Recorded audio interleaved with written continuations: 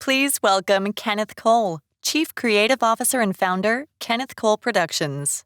Shawn Osborne, President and Chief Executive Officer, 210 Footwear Foundation. And Dan Potterton, Chief Operating Officer, FEI.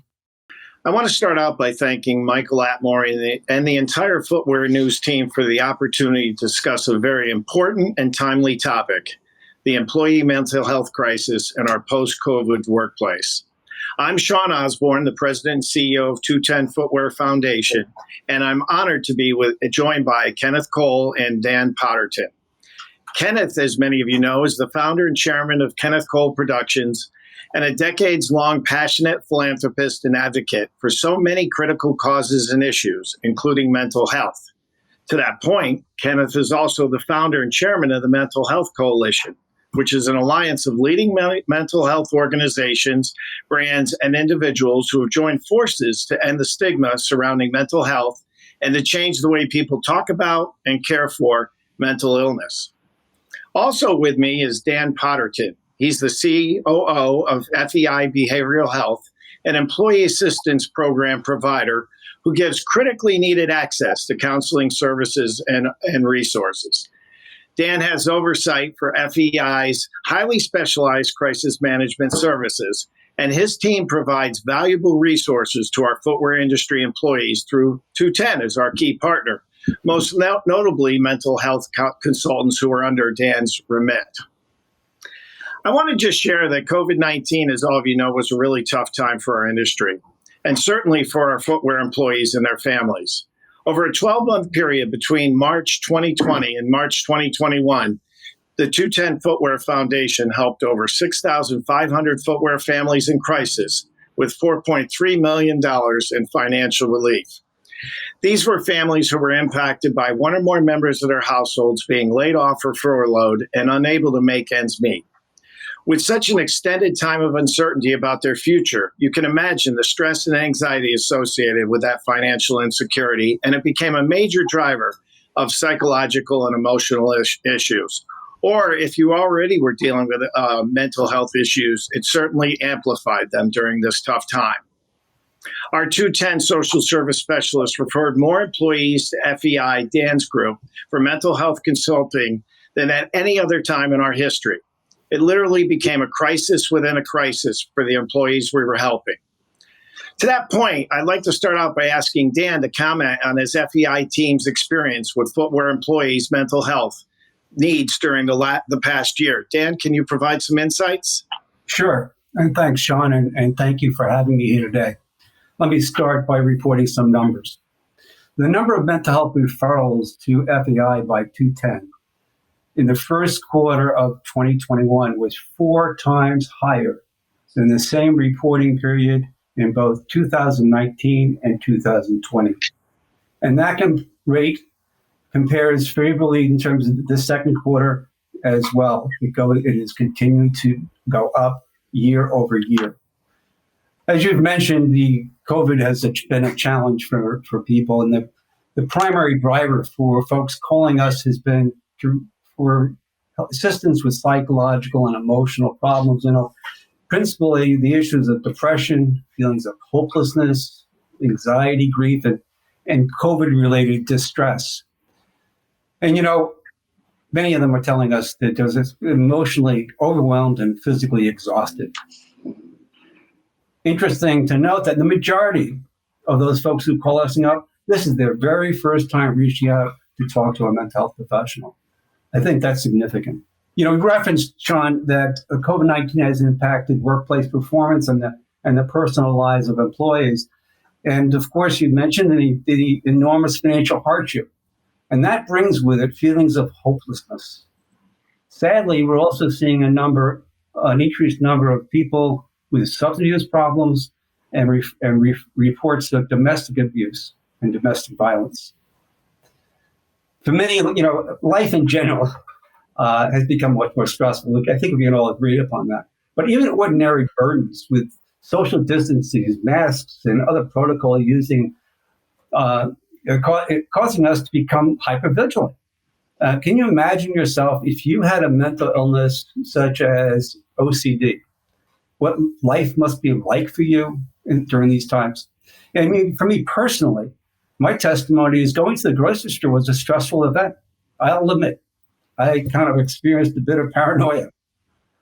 And then it was the loss of loved ones who died from COVID or any other disease in condition where the rituals we use that we rely upon for grieving has led us to feeling lonely and again, also helpless. But, let us not forget also the working parents and the stress imposed by COVID, having to manage a child and adolescent, all those issues related to supporting virtual learning and their natural desires to socialize. In the mental health field, we see this as a widespread trauma. And trauma, by definition, means that we've been exposed to a threat and that attacks our emotional and social stability and integrity. And in its wake, COVID placed a hardship on people who are the most resilient among us. Everyone has been impacted. I mentioned about the numbers. Well, but the sheer numbers of new people don't also speak to the true impact. Not only are more people seeking help, but those with pre-existing mental health conditions are experiencing even more symptoms. Last year, I recall hearing some mental health social scientists and researchers saying that and predicting that we're going to have a mental health epidemic caused by COVID-19. And I think we're seeing that. The mental health professionals in our network are booked for solid weeks. And like other healthcare workers on the front lines fighting COVID-19, behavioral healthcare providers are just as susceptible. They're feeling overwhelmed and stressed. And some of them are telling us that they're burned out and they're closing the doors to new referrals. But I will tell you, there's some hope that, I know mental health providers are actually working on Saturdays and Sundays to help people. And FAI has been very successful in our mission to serve customers like 210 and the people in the footwear industry. It's not been done without extra work. And of course, thank you for the use of technology. So that's really a recap of what's been going on with our work with 210. Yeah, we've heard how long patient waiting lists have become for mental health counselors and therapists. It's just shocking. Kenneth, I know mental health is a deeply important issue to you. Can you share your insights on the current crisis? So, my insights aren't that different from Dan's. I just come at it from a little different place. COVID-19 didn't create this problem. It was a so-called pre-existing condition, and it was pervasive. And WHO says, I've truthfully just learned all this last couple of years, that 1 in 4 people will live with mental health conditions in their lifetime. I've come to learn, before that I'd been working with HIV, and 1 in 200 people were at risk or had contracted HIV. So it's just a whole different paradigm. And then I came to realize that it isn't 1 in 4, it's 4 in 4. It's everybody. Because if it isn't you, it's somebody you love, somebody in the community, somebody in the workplace, but we're all living with it. And we're all impacted by it in profound ways. And arguably, and it's not, and the difference is that it's a debilitating chronic disorder as opposed to an acute one, which is what COVID was. And it's something that we've all in many ways just managing. And but also the problem is that 2/3 of those individuals have living with it in the shadows, because they don't, in the proverbial shadows, because they don't have the tools to articulate and to put their emotions out to the world and to deal with them and to address them.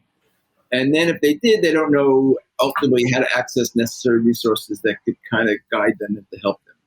So we were working with NAMI, National Alliance for Mental Illness. They had come to me about a year and a half ago and asked if we'd work on a campaign, as we had done with HIV for 30 years, to destigmatize mental health. And we said, well, if we did it, would you support, maybe have some level of assurance that you'd support this, we're all in. And then we realized that they alone were not going to help accomplish this maybe naively ambitious goal of rebranding mental health, coming up with a new narrative, a new vocabulary, new tools that people can use to actually articulate their emotions and their feelings. So then we systematically went to the next 31 largest mental health service providers in the country, and every one of them said we're all in. So now, by default, we've created the largest coalition of mental health service providers, all in the course of about a year. And everybody recognizes the need to address this debilitating stigma, and ultimately the need to change culture. And so that is what we have, again, set out to do. And it is debilitating, but also what we've recognized is by bringing together all these organizations, we have built on our website, Mental Health Coalition, a resource library, and we've curated everybody's resources in effect, and we have probably one of the most comprehensive resource libraries that exist in the space. And now our goal is, on top of destigmatizing and a new narrative, is ultimately marry all needs to resources. So it's a very ambitious task that we have set out upon, but these are very, very difficult times. There was a study done after COVID, after SARS, and a third of those people who had been quarantined for an extensive period of time came through with the symptoms of PTSD, and another third symptoms of depression, and they were lasting. So if you layer that onto an already a crisis of already pandemic proportions, it's overwhelming to think of what the ongoing implications are going to be. Kenneth, I spent some time on the Mental Health Coalition website, and I'm really impressed by the organizations and individuals who've joined forces to rally around the issue and provide the resources that you just mentioned. Congratulations on the great work that you're doing. As you both know, our core mission is to provide emergency financial relief to footwear employees facing hard times. So, our direct link to mental health crisis is through financial vulnerability.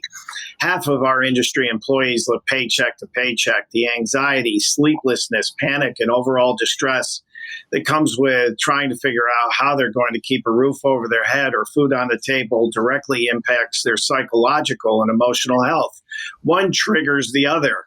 Poor mental health can make earning and managing money harder, and worrying about money can make your mental health worse. It can start to feel like a vicious cycle.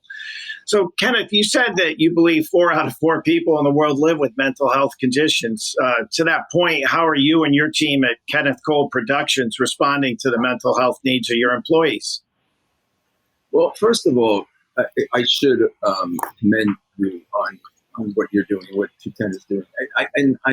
There are no other industries that have an organization that I know of anyway, like 210. They say, I think your slogan is, or motto is shoot people, help you shoot people. But there isn't anything like it. It's unprecedented, which is very commendable, and so I applaud that, and I thank you for that.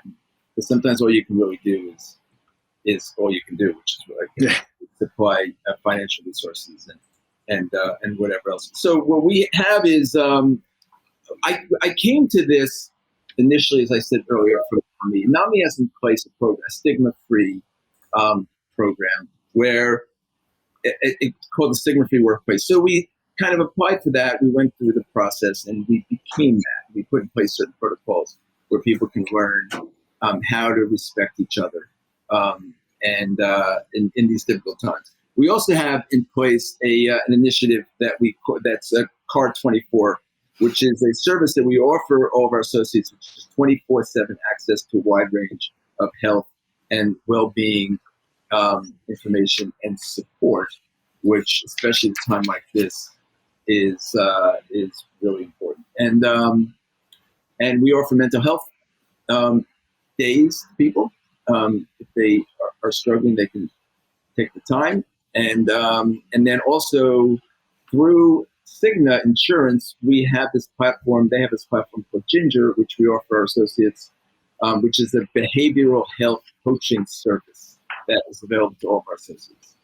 So, so those are a couple of things we do, and we also have affinity groups where people can find comfort in speaking to each other and understanding each other's circumstances. But I do think it's important today, and I do think today it's critical in that. Today, it's so mental health is such a debilitating factor in people's ability to do what they need to do and get out of bed in the morning and be productive during the day. And not showing up for them, they're less inclined to in turn show up for you. When I hear all these initiatives that you've put together, it almost sounds like you're creating a model that other companies can follow. These are all interesting, proactive ways that they can support their own employees' mental health needs. I kind of following on that, I'd like to hear from both of you on some of the best practices or long-term ideas for how you would address employee mental health. Kenneth, I'll kind of give it back to you. Any thoughts on, best practices or long-term ideas? Well, I mean, just again, contextualizing this a little bit, I just, one of the things I tried to do at the coalition is to make the humanitarian case for mental health services isn't very hard, and a lot of people do it, and people do it very well. The compassionate rationale for it, but the case that isn't made very often, which I feel in this context is important, is the business case for it. And so, and a lot of this is on our website if you were to go there. But depression and anxiety disorders alone cost the global economy $1 trillion.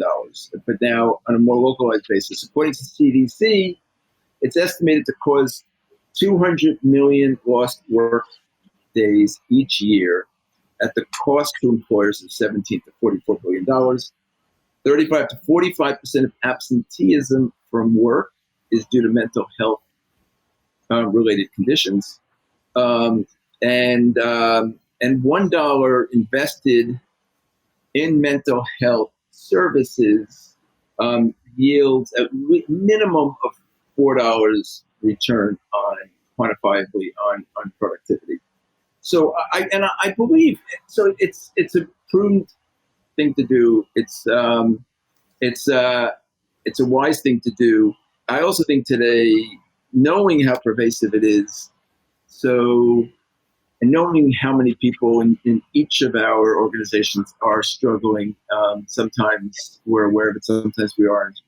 I think, I don't know, not to be and put in place appropriate procedures and a structure to support those people, I think makes it really hard ultimately to recruit and to retain key people. And I think it's very important business practice today. I would strongly recommend it. People think this is something that happens just at home. It shows up at work. It shows up in absenteeism. It shows up in productivity. And you're right. There's dollars that go against it. Dan, any thoughts around how you can proactively, some best practices address employee mental health? I have three thoughts, Shawn, for you. First of all, I would challenge company leadership to be at the forefront of initiating the conversations with their employees on the effect of COVID-19. Ask them how it's been and ask them about their family members, and perhaps even sharing a personal story. Ask employees about their mental health well-being and how they're coping, what they need. Number two, take a fresh look at your healthcare spend and what you're spending on through the healthcare plans.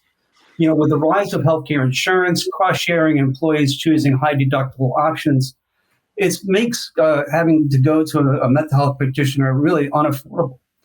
An EAP benefit can help tremendously because it's free to the employee, and it can eliminate that financial barrier. So you might, if you have an EAP, even consider increasing the benefit.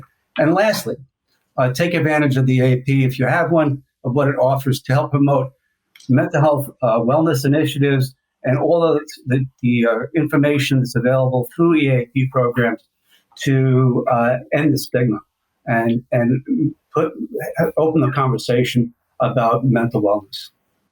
Yeah, it really does start with open and transparent conversations like this to help understand the problem and obviously eliminate the associated stigmas. Well, I want to thank both of you so much and for your time and your expertise. Let's turn to the audience for questions. Please welcome Shannon Aducci, Style Director, Footwear News. Shawn, Dan, Kenneth, thank you so much for having this incredibly important conversation with us today. We really appreciate it. We think it's so important right now. I'm going to go to the audience to field some questions. First question is, Kenneth, I saw you launched an initiative with Facebook and Instagram for Mental Health Awareness Month in May. Can you talk about what inspired the 121 series and how it came together? Thank you for that question, Shannon. So it was very ambitious. The goal ultimately was to change culture. And we brought together in the coalition, and as I said, we've brought together most of the largest and most important mental health service providers in the country. And now the goal is to collectively put out a narrative, change, rebrand mental health, so to speak. And the goal of this was to create conversations, and we all know unequivocally that being able to talk about your emotions and how you feel at any given point in time has a profound impact on people's well-being, and not just the one who's sharing, but one who's also engaging. And the goal ultimately is to demystify, to normalize, and to destigmatize mental health conditions. So we, with Facebook and Instagram as our partners, and we also did a once a week, we did a Clubhouse panel where we brought together and convened a lot of people to talk about mental health. We brought together some very interesting groups of people, had conversations that were extraordinary. We called it Every Day in May. And we opened with Michael Strahan talking to D Noise, and we had D Nice, and we had Oprah closed it, by the way, and we had Alan Cummings talking to Monica Lewinsky, and Lionel Richie talking to Governor Kasich, and very interesting conversations. They were intriguing, and people, what everybody had in common was their personal struggles. And the goal was, how do you allow yourself to be vulnerable? And which is very hard for men specifically in our culture, and Black men even more so, and Asian men maybe even more than that. So how do you set standards, encourage it, normalize it? So that was the goal. It was an ambitious one, and we survived to tell the story. So that was basically what it was. And again, at the end we had 34 conversations, and we offered mental health service clinicians and experts contextualize each conversation at the end of those. They're all available, by the way, on the Mental Health Coalition website and on the Instagram page, and you can see them today. You can listen to them. You'll find some of them fascinating. So that's what we did. Thank you for asking. I think it was so powerful to see so many big names be so vulnerable in that series. So I thank you for that. I think it was really incredible. Next question is for Shawn. You mentioned there's a relationship between financial insecurity and mental health. Can you explain a bit more about that? Yeah, great question. Thanks, Shannon. You know, financial troubles can lead to depression and anxiety, and depression and anxiety can make it harder for people to succeed economically, potentially leading to a self-perpetuating downward spiral. So money problems and mental health issues are intrinsically linked. And according to the Money and Mental Health Policy Institute, 46% of people with debt also have mental health diagnosis. So other studies suggest that addressing either end of this problem can have surprising and encouraging effects. Small payments can help boost people's mood for significant periods of time, and even short basic treatments can alleviate mental suffering, in both cases helping individuals get back on their feet mentally and financially. And I think it's incredible. I just want to note that since I've been in the footwear industry, seeing what 210 has done in supporting people financially within the industry, it's always been important, but it's so important this year, and we're seeing that. And so I just want to call that out and specifically thank 210 for that. It's incredible. So thank you. Thanks, Shannon. Next question is for, let's give this one to Dan. So there's a lot of anxiety right now about the return to office plan that employers are formulating and trying to put that together. And, Kenneth, I think you were talking about how with the SARS study, there was this, lingering PTSD and depression. So Dan, what suggestion do you have for employers to help employees with this transition and in finding a compassionate sort of solution to returning to office and remote work, and what that could look like when factoring in and prioritizing mental health? Sure. Love to talk about this, and I can go on for a long time, much more time than we have, but let me just put it in a sort of a concise way. We need to continue to look at the basics. Employees' retention is related to their appreciation that people care about them in their work. Employers need to continue to engage employees in the work process, and they're also what they bring to work from home. None of us come to work without baggage, right? And a big part of that is safety and security, in making sure that you have a safe and secure environment. So, how does that relate to COVID coming back? Well, first of all, you can tell employees that you appreciate their struggles, what they've been through this year, and each one is so different. And on top of it, people make personal sacrifices. We know that. We have to let employees know that we appreciate their struggles and that they're constantly pivoting and adjusting to new life challenges for them. I would also suggest, paying a special attention to women in the workforce. They have the continued burden with childcare and also work. And, work-life balance has been especially more difficult for women, and we need to appreciate that. I think employers need to appreciate that. Again, the safe and secure work site is important, particularly about people wanting to know. We have to attend to the psychological well-being of people. Not every employee is the same. We have to appreciate that and understand that. Some people have a lot better bounce back, we call it resilience, than others. And, one size does not fit all. So in order to appreciate that with our workers, we have to be patient with them, okay? Over time, things will begin to work out. So I would advise a few things. One is let employees know that you acknowledge their emotional and psychological needs and support them. And you'll do things in the workplace that I think Kenneth talked about. Encourage them and ask them what's going on in their lives. Make it a communication that's back and forth. You can do surveys, you can do a lot of things, but the important thing is to listen to them and have them feel the fact that what they say matters. And incorporate then those things that you ask them into your post, if you would, COVID return to work plans.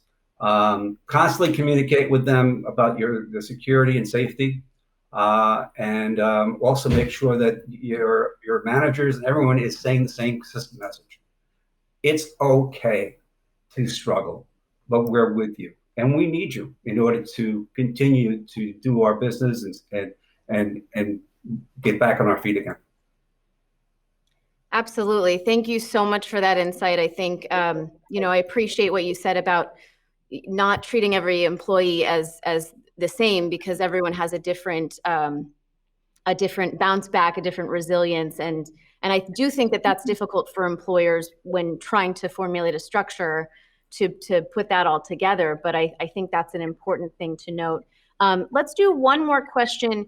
Kenneth, I just want to ask you, you've put together such a long list of resources in this library that you've built. Can you just remind our viewers where they can access it? Just give us some websites where we can find everything.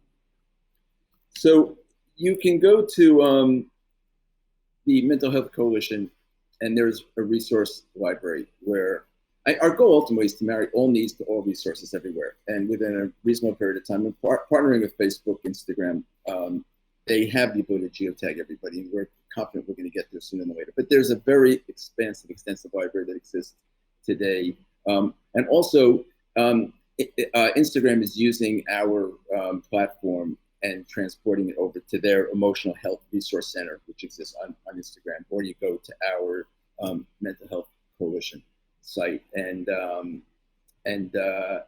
it's relatively pretty extensive, and then we have a series of other roadmaps, so to speak, that speak to specific demographics and help people who may look at things from a different lens and from a different place right now. In as Dan was saying, we're all living this differently today.